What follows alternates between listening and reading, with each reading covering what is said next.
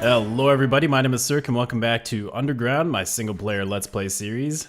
I just need to fetch a pail of water out of this here well. And thank you. So this is just a little redstone project that I was working on. I saw on Reddit the other day a guy by the name of Falling Damage 312 posted a GIF where he apparently didn't have room for a water source in his brewing area, and so he made it so he could throw his bucket out the window and then it fills up with water and shoots back up to him. And someone said he should disguise it as a well, and so that's what I did here. Just a nice little well. I can put the water down here and throw the bucket in again, and pop, you get water. It's fantastic. So this here is the mechanism for it. Probably a little bit more complicated than it needs to be. I'm sure there's a few things here that could be simplified. I know the biggest problem I had was moving this piston and slime block into the hole. It probably would have been easier if I made this well like a 2x2 hole, but yeah, it's 1x1, so we got the hopper there that collects the bucket, and then you have to move the piston slime block over top of that once it collects it. But the way this thing works is, like I said, the hopper collects the bucket, puts it in this here dispenser. When it goes through the hopper, it sends a signal through these blocks. There's a dust underneath this block, which stops the hopper underneath the dispenser from pulling out the bucket. And then this signal also activates the dispenser at the same time, so the bucket picks up the water, and then it gets pulled out by the hopper, gets put into this little dropper elevator. I know this is one thing that, like, I'm not super good at raising items. I know there's easier ways to do it than just a dropper elevator, especially as of late. There's some interesting new contraptions. I haven't really looked into them a whole lot yet, though. But there's probably an easier way to do this. It would have been nicer if I could have had this in this spot right next to the hole. But since I'm powering these droppers, it kept messing with the piston. It kept firing it when I didn't want it to fire. So I had to move it back one block. And then we have a little thing here. When an item goes in here, it gets a signal out. This observer block detects when the signal goes on and fires it, and then it detects when it goes off and fires it, which honestly probably isn't a big deal. When I first made this, I was able to get the water bucket that went in here all the way up to the top and out. Now it stops here, and so there's always a water bucket in this system. And I couldn't get it to work again. I don't know why. I had to change something up, and then I completely lost it. So that was nice at first, because this observer block would allow this to activate twice very easily when this got powered and then unpowered. But now it doesn't work, and I'm not entirely sure why. But anyways, when the bucket goes in there, we also get a signal coming out this way. It powers this block, which is going to be next to that piston, which launches it up. And then it goes back here to this T flip-flop, or not a T flip-flop, this monostable circuit that pushes this thing in. Yes. I'd like to be able to demonstrate this. It's kind of hard. I don't think it'd work if I just put the bucket in there, because it doesn't read the signal. Yeah, we don't get a signal off of that right away. But that's... I think it just ran twice. Yeah. That's kind of it in action. Yeah, just a simple little project. I just wanted to make it because it's kind of interesting. Maybe I'll make a village someday. Actually, we might do that today. That's what I want to work on. What was with that rain? Do you know what? I know what that is. I totally forgot I had another instance of Minecraft open. Whoops. I had my test world open so I could see how that was built, so I could build it in here. Anyways, like I said, what I want to do today is I want to get a cartographer. I don't know if we'll do it today. or if we'll get one today. But I want to move some of these guys, probably just 2 of them, because I want to keep some of them here, over to the end. Because since we're underground, the end is the only place we can actually breed villagers. We can't do it here because we don't have access to the skylight. And we can't do it in the nether because we can't go above the bedrock. I believe you can do it in the nether if you can get on top of the bedrock. You just need access to the sky. But I'm fairly certain we can do it in the end. So that is going to be our project today. We got to get a couple of these guys there.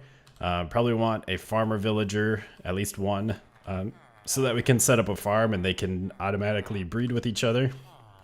By the way, this is that white coat we had last episode that turned out to be a librarian and not a cartographer. I'm very disappointed in you. But yeah, so that's the plan. And we're going to make a very nice looking city. Now it's sort of sad. I still want this village and I want to kind of finish it up and make it look better. But we can't bring villagers back from the end. Once we send them there, they're stuck there. We could probably send them back through the portal, but that's going to bring them back to spawn, which is above ground. So that's not really an option. We can't breed villagers and then bring them back here. Any villagers that we have here, we're going to have to just get the old-fashioned way by curing zombie villagers. But yep, that's going to be my project. I'm going to get started. I'm going to have to set up some mine carts and figure out what I'm going to do with the portals, how to get these villagers to the end safely. I think I have it all set up, so let's see how this goes. Just got to get this guy over the track. We have to get 2 into the end, but I'm just going to do 1 at a time. Make sure that things don't screw up. And I'd rather only lose 1 villager if something does go wrong than 2 of them. So I'll put you in there, and then I'm going to go through the other portal. And in fact, I'm going to turn that one off so that none of these villagers could walk up into there. We'll go through the other portal so that we get put into our main portal in the end. And then he should be trapped. Yes, he's trapped in there. So now if I send a minecart, oh god, that's not what you want to hear. I don't know where he went. Okay, so if I push this, oh come on, are you serious? All right, let's break it and put it back here and push it. Yes. All right, off we go to the end portal. Okay, you made it over there fine. Look at all these wither skeletons. They, oh, ow, ow, let's get away. I don't want that skeleton knocking me. There's a bug. I'm playing 16W41A, and there's a bug right now where the wither skeletons and I think normal skeletons as well are spawning in everywhere in the nether. That's what I'm trying to say. Let's see. Let's go like that. Pick you up. And now I'm assuming that he'll go to the end. Come on. I can't. Let's break that. Now push. There we go. That ladder was in my way. Push you up here into the end portal. There we go. And can I break the minecart now? Uh-oh. I was a little afraid of this. I don't know if I can break that minecart from there. What about here? Okay. Here? Oh, come on. Oh, I hit it. Okay, how did I hit it? Come on. Come on. It's right there. How did I hit it? Dang it. Yeah, that portal block's in the way. So that means I can probably drop him out of here. And I'll have to use an activator rail. Actually, this might work because he's still in the portal blocks. Yes, there we go. And let's just jump up from the bottom. And there we go. He's in the end. Fantastic. So, I would love to be able to bring these guys through a gateway. Oh crap. I totally might have just looked at Enderman. I don't think so though. Oh, nope. There's a guy. Okay. Yep. I was not paying attention there. What I was doing. Are we good now? Okay. So I'd like to bring him through the gateway, but I don't think it's possible. I did some tests, and it seems like I know you can send a minecart through there, but if you're riding a minecart and you enter the portal, you can't actually teleport. Like the rider doesn't teleport, and you kind of get bugged out. So you can only move one tall mobs through the gateway, which means if I want to set up a village off the island, which I'm definitely going to want to do, I'm going to have to make a bridge all the way out to the outer islands. I don't really want to do that right now. I just want to get some villagers going because, I mean, my main focus right now is just to get a cartographer. So I'm just going to set up a little thing over here, get a farm going. I'll go get another villager. We'll put a bunch of doors down, and we'll get these guys breeding up. And we have our first baby villager. Yay. So I just made a little camp here. Nothing too special. It's just temporary anyways, but I have a bunch of doors in there. Right there. And I just broke one. Dang it. I'll fix that later. And then, yeah, just have the farm there, and I made this 2 high or 2.5 high so that the Endermen can't come in here. First of all, because they're annoying, and I don't want them around here. I don't want to look at them by accident. Second of all, they'll steal our dirt, so we don't want them being here. Hey, little guy. Sadly, he's a cleric, so we'll have to wait for a white coat, which might take a little while. I know this isn't any sort of fancy villager breeder. I haven't really played around with like any of those like real efficient villager ones, but this will work. This will do the job. It's just a matter of time. Looks like our village is getting along quite nicely here. We did get one more white coat, but it was a librarian. I think it was this guy.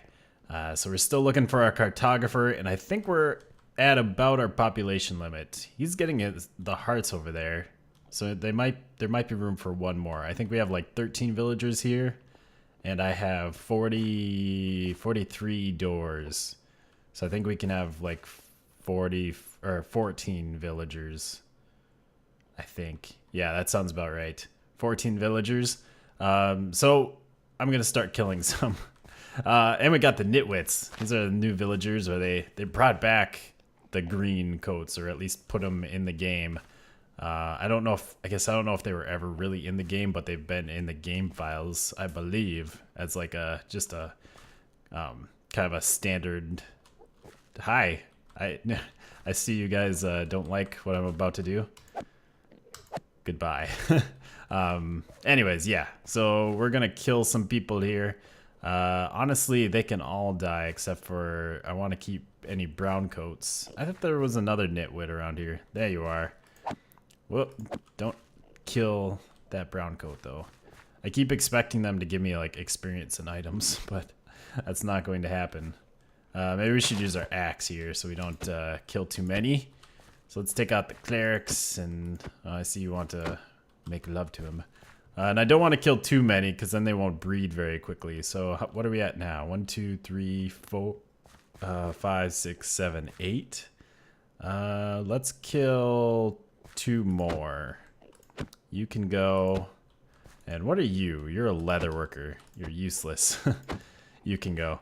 Honestly, when I make the village, like I said, it's going to be out on the End Islands, and I only need to transport 2 out there, so I don't need a whole lot. You can have that wheat back. But right now, the main focus is just getting that cartographer. Hello, Mr. Cartographer. We did it. All right, so make a trade, and let's unlock his other ones. We got a compass. Oh, we have to sell a compass. I don't have a compass. And a compass for 1 emerald. Wow, that is a very bad deal. And there we go. And we have an empty map. How exciting. Let's see, any more emeralds? Looks like I'm actually running pretty low on emeralds. Got an empty map, our first map. Open the next trade up. Might open the next 2. No? No? Come on. Open it up. You still got the particles. Look at all this bread. These guys have been giving me so much bread. There's too much bread to go around. You're not opening it up. Let's buy another map. Come on. Just do it. Well, this is strange. I feel like I got a dud cartographer. I just bought out his maps, and he refreshed again. He still hasn't opened up the next trades. What is wrong with you? I'm gonna go get some more compasses and see if we can get this guy to sell us the exploration maps. Wow, I didn't even know that was possible. This guy does not seem to have the exploration maps. I just sold him a bunch of compasses and maxed out that trade, and he refreshed, and then I bought some more empty maps, and he refreshed again, and still did not open any more trades. So you are a disappointment. Oh, that sucks. Now this is all the paper I have left, so I can't even if we got another cartographer, I couldn't trade with him. That's very sad, but we do have some empty maps that we could play around with. Make some maps of things. So I guess all there is to do now is make some maps, and why not make some maps here of the end island? Ooh, pretty. That's actually kind of cool.